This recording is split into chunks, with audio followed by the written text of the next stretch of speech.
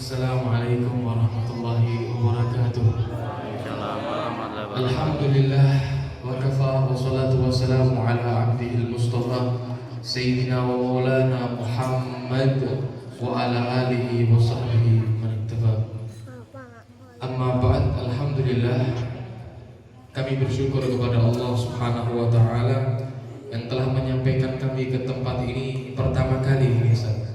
Masya Allah, beliau ini Ustaz Hakim ini sudah seperti sesepuh saya ya. Orang-orang dulu dari zaman dia tuh dari tahun berapa Ustaz? Sama Habib saya sama ikut majlis dari 96, saya belum lahir, masih di alam arwah tadi. Ya, tapi beliau sudah banyak memberikan manfaat dan majlis burdah ini juga dari tahun 96 gitu Ustaz. Alhamdulillah, kita doakan semoga beliau sehat walafiat, diberikan oleh Allah panjang umur, kekuatan zahiran wa batinan, dan insyaallah penjenengan sedoyo yang hadir di setiap malam atau yang di malam hari ini berhalangan hadir, insyaallah mendapatkan keberkahan semua daripada pembacaan burdah yang baru saja kita baca. Karena burdah ini burdah ini luar biasa. Ini dahulu dikarang oleh Syekh Muhammad bin Said Al-Busiri. Beliau ketika mengarang ini beliau berjumpa mimpi sama Kanjeng Nabi. Beliau mengungkapkan syair-syair ini karena beliau sudah dalam keadaan sakit. Sakitnya itu sudah lumpuh hingga beliau merasa sudah mau meninggal dunia. Tapi subhanallah, singkat ceritanya beliau disembuhkan oleh Nabi Muhammad SAW, diberi mantel, diberi burdah selimut, sehingga bait-bait syair yang ada di dalam sholawat yang kita baca tadi dinamakan qasidah burdah. Insya Allah di antara kita yang memiliki penyakit atau yang lagi sakit, insya Allah diangkat oleh Allah Subhanahu Wa Taala, diberikan kesembuhan, kesehatan, kekuatan zahiran wa batinan, hingga kita semua diberikan oleh Allah Subhanahu Wa Taala kemudahan dan keberkahan di dalam hari-hari kita. Amin ya Rabbal alamin. Dan ketahuilah, bacaan burdah ini dapat membawa manfaat bagi kita semua, baik yang hadir ataupun enggak. Ini kampung ini menjadi selamat daripada wabah, daripada bala, daripada bencana berkat bacaan burdah. Nah, makanya jangan sampai kita tinggal seminggu sekali ba'da maghrib lagi. Kita sehari ada waktu 24 jam. Sudah sibuk sama dunia kita, kerja kita, lupa kita. Jangan sampai waktu yang di dalam seminggu ini 1 jam saja kita sia-siakan atau kita tinggal. Kalau ada urusan penting nggak bisa ditinggal masih nggak apa-apa. Tapi kalau ditinggalnya karena rebahan, karena males, karena scroll YouTube, ya lihat Instagram, tiduran, mainan, ya ya. Nah, makanya kita orang seperti hadir. Alhamdulillah untuk semuanya ini insya Allah diberi istiqomah sama Allah, diberi kekuatan untuk selalu hadir, taufik, hinayah, pertolongan dari Allah Subhanahu Wa Taala. Amin ya Rabbal. Nah, terlebih lagi kita duduk di sini membaca qasidah, membaca sholawat, membaca doa, mendengarkan kajian, yang mana ini semua merupakan surga daripada dunia. Kita orang ini kalau nggak ada majlis-majlis seperti ini sumpah. Kalau nggak ada majlis-majlis seperti ini susah hidup kita.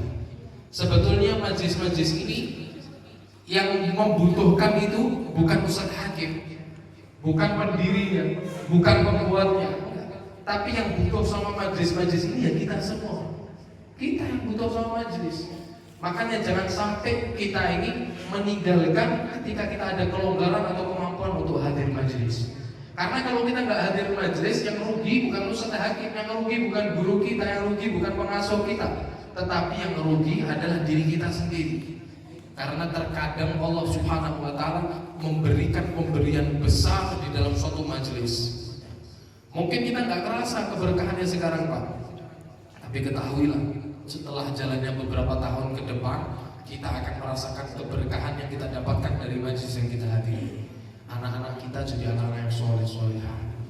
Keluarga kita jadi keluarga yang sakinah, penuh ketenangan, kedamaian, nikmatnya, nggak berantakan, nggak ribut, nggak tengkar. Kita juga diberi keberkahan, mungkin harta kita nggak begitu banyak, tapi diberi kecukupan sama Allah Subhanahu Wa Taala. Yaitu semua berkat wirid amalan yang kita baca. Makanya Bismillah, ini mumpung masih bulan Syawal, ini pembukaan dia tadi. Alhamdulillah, mumpung pembukaan kita niatkan Bismillah, saya mau rutin insya Allah. Dan jangan kita ingin kebaikan sendiri, jangan. Kalau kita menginginkan suatu kebaikan itu, saya kasih kunci supaya jenengan dapat pahala banyak. Jenengan ajak orang lain sebisa jenengan untuk ikut hadir di majelis. Karena dikatakan man dalla ala khairin falahu mithlu ajri. Orang yang menunjukkan orang lain kebaikan, mengajak orang lain kepada kebaikan, dia akan mendapatkan kebaikan yang dilakukan oleh orang lain tidak berkurang sedikit pun, persis dapat pahalanya sama. Lah jenengan bawa mobil belakangnya kosong kan iman. Kalau jenengan ngajak keluarga, tetangga, anak, kerabat, berapa pahala yang jenengan dapatkan? Kalau jenengan naik kendaraan sepeda motor, jenengan bisa goncengkan siapa yang lagi kosong aja untuk ikut hadir majelis. Nanti suatu saat ketika jenengan gak hadir, orang yang jenengan ajak yang sudah kenal sama majelis dia hadir, sekalipun jenengan di rumah juga dapat pahalanya. Apalagi kalau berlanjut sampai anak turunnya, wah nikmat. Jenengan di dalam kuburan, tetapi pahala terus mengalir kepada jenengan. Karena berkumpul sama orang soleh ini penting. Sekarang ini orang-orang sudah menganggap remeh orang-orang soleh. Mereka gak tahu kehebatan, kebesaran, bagaimana kemuliaan daripada orang-orang soleh. Kenapa? Karena mereka dijauhkan dengan media sosial. Dibuat fitnah, dibuat gonjang-ganjing, dibuat sesuatu omongan, ucapan yang tidak berdasarkan ilmiah dan lain-lain supaya menjauh dari orang-orang soleh. Padahal dahulu guru-guru kita, para kiai, para alim ulama, para habaib, mereka semua selalu mengingatkan keluarganya, tetangganya untuk penting datang kepada orang soleh. Sebelum negara kita merdeka, yang berjuang untuk memerdekakan negara kita itu siapa? Itu mereka para kiai, mereka para habaib, mereka para ulama, mereka para santri bergandengan tangan. Mereka melawan musuh-musuh penjajah-penjajah daripada negara tercinta Republik Indonesia. Makanya penting, mari kembalikan lagi orang-orang dulu yang cinta kepada orang soleh. Kita ajarkan, kita beri pelajaran, kita ajak kepada keluarga kita untuk mencintai orang soleh. Jangankan cinta Pak, memandang orang soleh itu manfaatnya sudah besar. Pernah diceritakan Syekh Abdul Qadir Al-Jailani yang biasanya kita baca manaqibnya. Beliau itu ketika suatu saat, ketika itu beliau sedang melewati pantai. Karena beliau bersama rombongan yang menaiki kuda, itu kudanya karena cepat ini ya, akhirnya debu-debu, pasir-pasir, di sana kan pasir ya, gak aspal seperti ini. Pasir-pasir itu bertebangan ke atas. Maka suatu saat ketika lewat di pinggir pantai, ada nelayan yang ketika itu melihat rombongan Syekh Abdul Qadir. Cuma gak kelihatan Syekh Abdul Qadir, hanya kelihatan debunya saja. Debunya berterbangan ke atas. Maka suatu saat setelah beberapa tahun, nelayan tadi meninggal. Ada seorang sahabat dari nelayan tadi bermimpi melihat seorang nelayan tadi di dalam surga. Sahabat tadi bertanya, wahai fulan, kok bisa kamu itu ada di dalam surga penuh dengan kenikmatan? Kata nelayan tadi, iya, ini semua berkat saya melihat debu daripada langkah kaki kuda Syekh Abdul Qadir Al-Jailani di saat itu. Melihat debu langkah kaki kudanya orang soleh saja bisa memberi syafaat pertolongan di dalam surga, di dalam kuburnya penuh dengan nikmat karena memandang debunya. Bagaimana kalau langsung memandang orang soleh? Bagaimana kalau kita duduk dengan orang soleh? Bagaimana kalau kita cinta kepada orang soleh? Dan bagaimana kalau kita dicintai oleh orang soleh? Nah ini yang harus kita pikirkan. Jangan hanya kita duduk sama orang-orang yang buruk saja, sama orang-orang yang fasik saja, yang banyak dosa. Ketahuilah, pandangan itu pintu di dalam hati. Apa yang kita pandang itu yang akan membekas di hati kita. Kalau yang kita pandang sesuatu yang baik, di hati kita akan membekas sesuatu yang baik. Tapi kalau yang kita pandang sesuatu yang buruk, maka akan membekas di hati kita sesuatu yang buruk. Kamu sering lihat pemain bola, bongso Ronaldo, Messi, Barbala, ya. Lama-lama kamu akan meniru, beli bajunya, rambutnya dimirip-miripin ya. Kenapa? Karena sering nonton sepak bola. Kau sudah main futsal, bal-balan, gaya di persis-persis ini. Padahal tidak persis belas. Ya. Belas kalau mirip-mirip. Karena apa? Sering melihat. Padahal kata Habib Ali, musyahadatul mu'thirina lid dunya taqfu hubba akhirah minal qalb. Kamu melihat orang yang cinta terhadap dunia itu dapat menghapuskan cinta kepada akhirat di dalam hati. Faqaifa bil mujalasah wal mukhalatah. Bagaimana kalau kita biasa duduk sama orang-orang yang suka berbuat dosa? Kamu suka melihat orang-orang yang maksiat, suka duduk bersama dengan mereka, pasti hati kamu itu terdapat efek-efek kotor-kotoran yang menempel karena sebab kamu duduk dengan mereka. Makanya penting bagi kita mengobati hati, diantaranya tombol hati apa?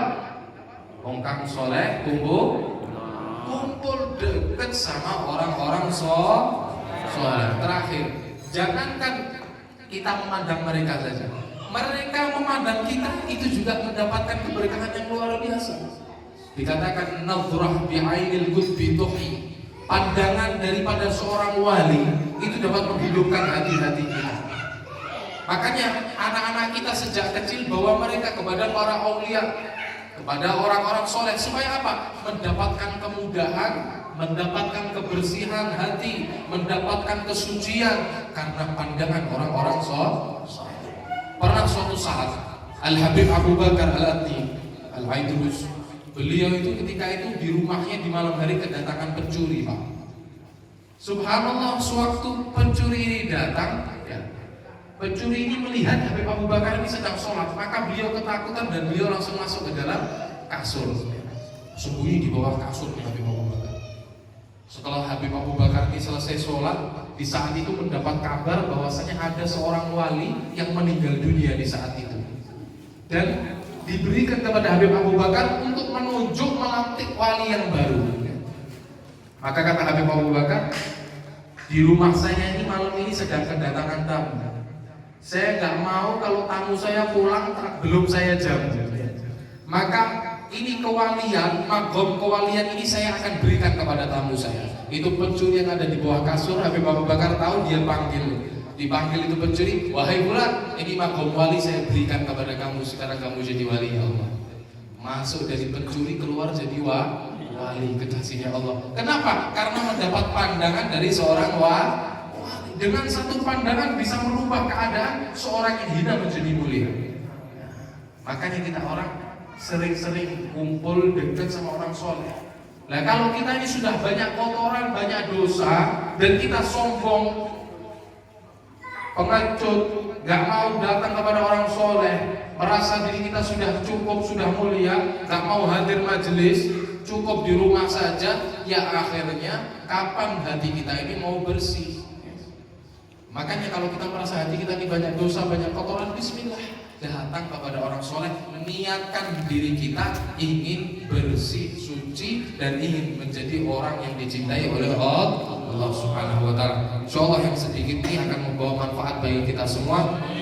Saya ucapkan terima kasih yang banyak dan mohon maaf sebesar-besarnya. Saya sebetulnya datang ke sini ini ingin silaturahmi, ingin silaturahmi kepada beliau karena saya ini 9 tahun ada di Pasuruan, belum pernah berjalan di Jawa Tengah untuk memulai rintis dakwah kecuali baru di Boyolali saja.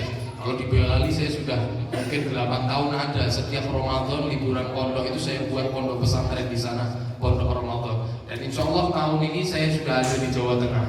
Nah, makanya saya ada beberapa tujuan ingin membuka beberapa tempat rutinan yang ada di beberapa daerah yang ada di Jawa Tengah ini. Alhamdulillah, insya Allah mulai bulan ini juga akan kita mulai, baik yang ada di Boyolali, Klaten, Solo dan lain-lain. Insya Allah juga kita akan mulai masuk di daerah Sragen. Makanya kita orang bertemu dengan beliau ini yang sahibul wilayah dan memiliki tempat ataupun kenalan-kenalan yang ada di Sragen supaya kita orang ini gak bingung, karena kalau kita masuk ke daerah melalui pintu-pintunya mereka memberi saran dan masukan kepada kita hingga kita sudah tahu dan paham betul dengan suatu daerah ini, maka insya Allah akan diberi kemudahan oleh Allah Subhanahu wa Ta'ala. Al-Ghafini wal-afu minkum.